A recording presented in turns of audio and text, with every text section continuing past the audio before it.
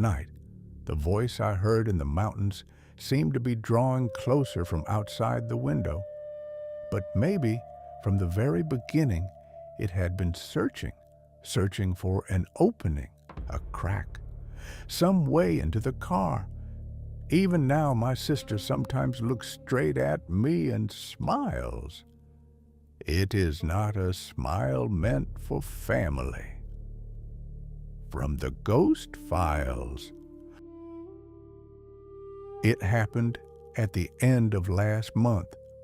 I was driving home from my aunt's house with my younger sister in the passenger seat. The sun went down faster than I expected. By the time we reached the mountain road, a thin mist had begun to gather on both sides of the road. My sister kept looking out the window. In a small voice, she said, "I don't like this road at this hour." That is the part I still remember most clearly. Then a narrow road caught my eye, one that still showed up only on my old GPS. It was the old road, the route people used before the new tunnel was built.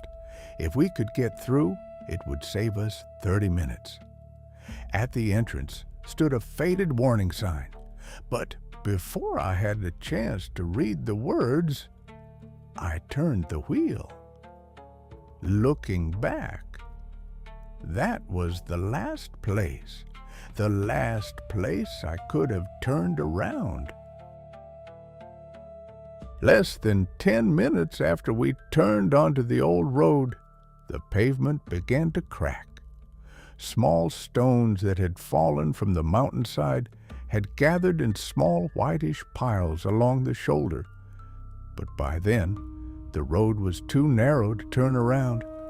I told myself it would be faster to keep going.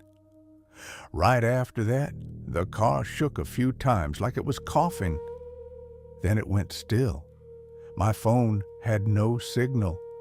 Outside, it was already so dark I couldn't even make out the ground at my feet. I thought about walking down the mountain, but I couldn't bring myself to make my sister walk along a mountain road at night. We would wait in the car until morning. With that decided, I put my jacket over my sister. With the engine dead, the inside of the car became suffocatingly quiet all at once. After a while, my sister fell asleep, and I stared out through the windshield. Mountain nights are not silent, not really, but every sound feels far away, as if we were the only ones left behind there. How long had passed? I don't know. From deep in the woods to our left, I heard something, not the wind, but not quite a voice either. "Open, open." The sound caught halfway through like wet cloth being torn, the same pitch, the same spacing. I wanted to believe it was just my imagination. I kept squeezing my eyes shut. But the next sound was always a little closer than the one before. When I couldn't stand it anymore, I opened my eyes. At the far edge of the headlights, just before the light gave out, something pale was standing there. It looked like a person, but the way it stood was wrong. Where its neck should have been, its head and shoulders seemed compressed downward. It looked like it was dragging one leg, but it came closer at the same steady speed. Its upper body swayed first. A beat later, the lower half followed. Open, open. That sound was leaking out from inside the pale figure. I couldn't wake my sister. I couldn't open the door and run. I could only stare at the window beside my sister. The pale figure did not cross in front of the car. It moved past us along the side. For that single moment I could breathe a little, but when I looked toward my sister, it was outside the window beside her, only a single pane of glass away. What looked like a face had sunk down around its chest. It seemed to be smiling, but the eyes stayed flat and empty. Before I knew it, I was screaming my sister's name.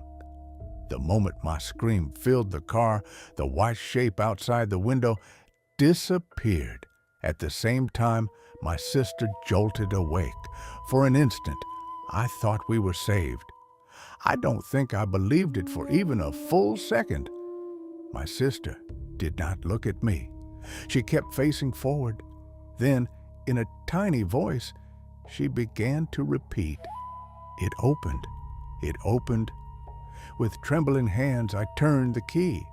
The car should not have started, but it did, as if nothing had happened. I drove down the old road as if the car were sliding more than driving. With every turn of the wheel, the tires failed to grip the wet pavement.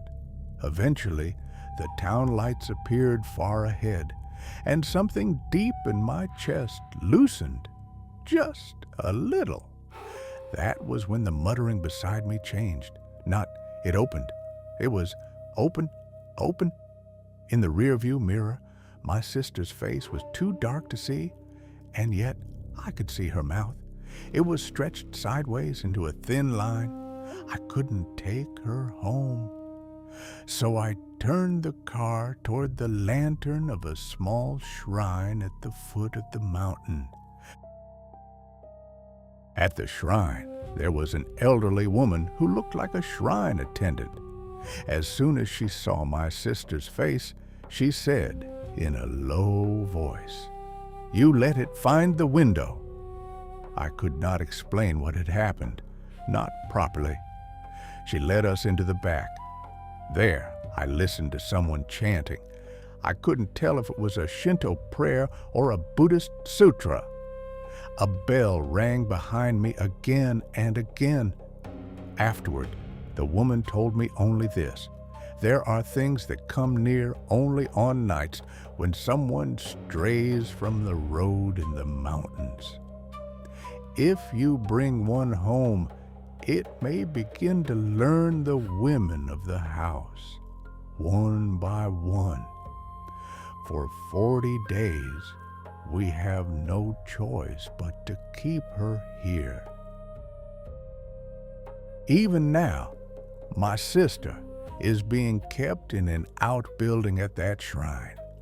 When I visit her during the day, there are days when she seems calmer than before, but sometimes, before I even open the door, she is already smiling on the other side, as if she knows it's me from my footsteps alone.